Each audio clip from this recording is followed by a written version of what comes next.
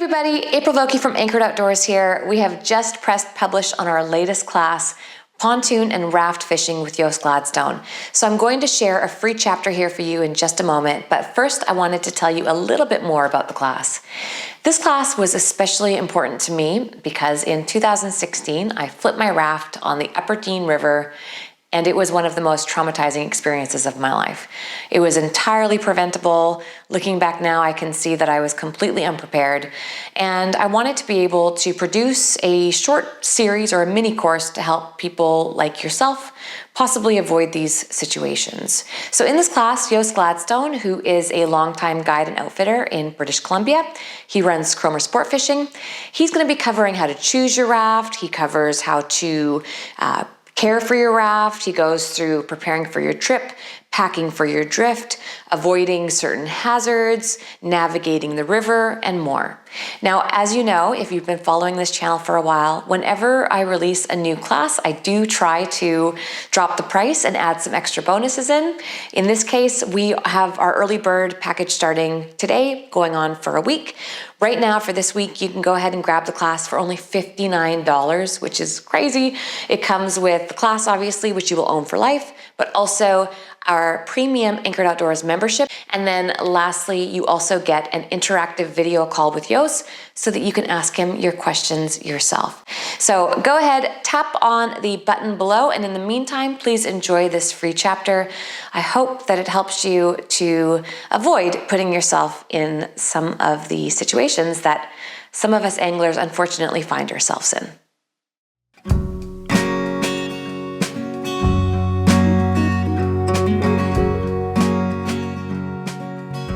As we get the drift started here,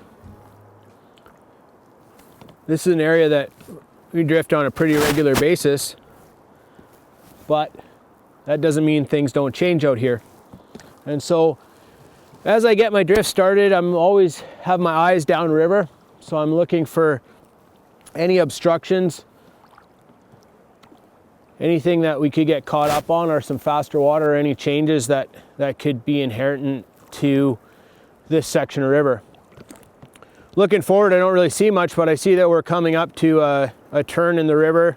It's going to be sweeping over to our left, and I really can't see what's in there. So if this is my first time drifting through here, I'm going to start pulling over to river left. And when we talk about rowing boats, what we're talking about is we're always talking about river right and river left. And these are two very good terms to know and know what they mean. And river left and river right means what you're looking at when you're looking downriver. So as I come downriver here, I'm looking at river right, obviously on my right-hand side, and river left on my left-hand side. As I come down to an area where I really can't see where I'm going or what's around the bend, I'm always going to pull off to where I think it's going to be safe. And in this instance, as we come down, looking forward, I can see there's a little bit of white water, and I can also see there's some roots and some debris in the water down below us on river right. So I'm not going to be rowing river right because I know that's going to pull me into the cut bank. And so I always know where the safe route is. And a lot of what we're doing with this type of boating and these type of rafts on rivers is always making sure that we're taking the safest possible route. And so what I'll do is I come down here near the end of the run, I'm just going to start rowing over to river left. I know river left is shallow because I can see some rocks and a little bit of a river bar down below us, and I can see that there's no white water there. It's also a good out. So as I'm coming down, and let's say I get down around the corner and all of a sudden there's a sweeper or a strainer or a bunch of heavy water that I'm not comfortable with rowing through. If I'm on river right, it's going to be deep and there's a cut bank there. There's obviously no place that I can pull out. But if I come down here onto river left, I can see that it's shallow and it's somewhere where I can park the boat need be, walk down and have a peek at what's around the corner and make sure that I'm rowing through a safe section of water. So as I come down, the water's just speeding up a little bit here. We're moving into a riffle. Other thing that you want to be thinking about is ferry angle. And what we mean by ferry angle is where the front of the boat here is pointed.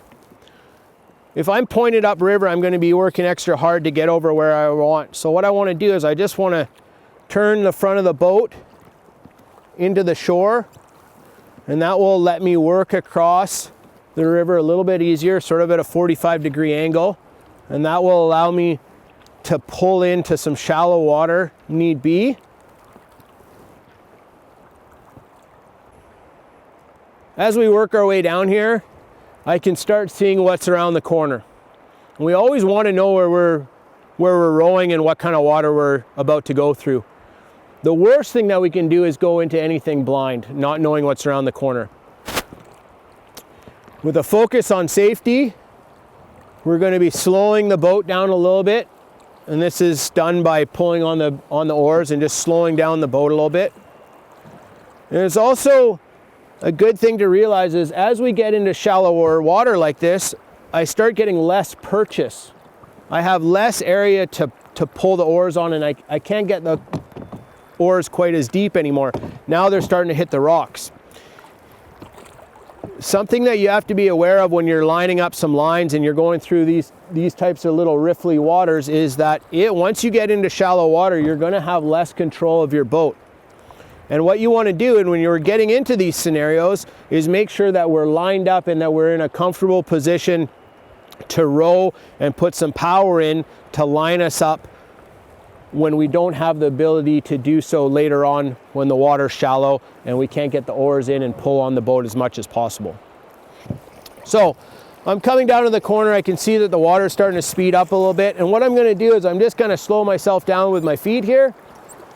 I'm going to put my oars up here for a minute. And I'm just going to have a little peek around and see what's down below me. As soon as I stand up, I have a much better vantage point of what's downriver. And now I can see that it looks safe. I'm going to stick to river left as I come around. I can see that the water is going to speed up a little bit, and I can see that there's some riffles down there. I know that I'm not going to have the same purchase area for the oars to get in, so I really want to be cognizant of the fact as I come around the corner, I want to make sure that this boat is lined up to go through whatever sort of fast water that I'm going to have to go through here as I come around the corner and through the riffles. If I had come down here and I had had the boat on river right's quite deep, and as we look now on river right, we have what we call sweepers or strainers, and this is a log and debris that come down, and this is something that's very typical in the Pacific Northwest, where we're fishing on free flow rivers that change really every single year. These rivers rise and they fall and they eat away, and they'll cut new paths through these valleys. And what we don't want to do is we don't want to ever be around any of these hazards. This is the worst thing that we can ever put our boat into is something like this. So we've played it safe. We've come over to river left, and now we have a straight, clear path through, and we've negotiated the hazards on river right. If you don't have a better vantage point of what's downriver, what you're going to do is you're going to take your boat, you're going to pull it out shore, and you're going to walk down to the section that you're about to drift. One of my favorite sayings out here is that we leave the pride in the truck. So if you are new to running rafts, and maybe you're out with a friend today that has a little bit more experience than you, but you're not feeling 100% sure about being on the water and what you're rowing through, or maybe you're going through a new section of river that you haven't navigated before, is leave the pride in the truck. There is no reason that we have to do anything beyond our personal capacity and our personal comfort level. So as I come down here, I'm having a little peek at what's going on with the river. The river is tightened up, so I don't have the luxury of a lot of space. I really have to pick my line here just a little bit better as I bring my boat through. And right off the top, I can see that the water is going to push me over to river right. So as I line up, I know that I want to be on river left as I come down. The water is going to be a little bit slower and a little shallower. And it's also an opportunity for me, if I get down here and I'm not feeling 100% about it, that I can pull the boat over to the shore. I can put my feet down and I can walk it through. If you look at something like this and you say, I can maybe do it, but I don't feel 100% sure about it, throw that boat on your back and walk it through. That's what the nice thing about these little boats are, is that if there is something that you're not feeling 100% sure about going, just walk your boat through or pull it through on the soft shoulder of the river. Well, as I'm looking here, I can see that my water is going to speed up. I have a little bit of white water, I have a few eddies, and I have a few rocks and a little bit more white water down at the bottom. What I don't want to do is I don't want to be in a scenario where I find myself on river right. And river right is where the obstructions are, where the white water is, and where the eddies are. And I'm just going to stay as clear as possible, as clear of that as possible. And in this scenario, there's certainly room to do that in a safe manner. This will give you a really good idea of what you're about to row your boat through. And there is no reason why we all shouldn't do that. The rivers that we drift here, we're fairly familiar with. We will drift them on a daily basis throughout the week, and we know where most of the obstructions and hazards are. But if you're drifting a river that you're not familiar with, or it's your first time using a boat, take this into mind. Take this into consideration that this is a practice that you want to get into. You always want to know what this boat's going to go through. So, in terms of hazards, what are we really worried about out here? We're worried about sweepers. A sweeper is a big piece of wood or log that might be covering a portion of the river or even covering the entire river. We're also worried about strainers, and strainers are similar. Strainers can be a man-made or a natural object in the water. It can be a big boulder, it can be underwater wood, it can be stumps, it can be a log gem. So we're worried about strainers.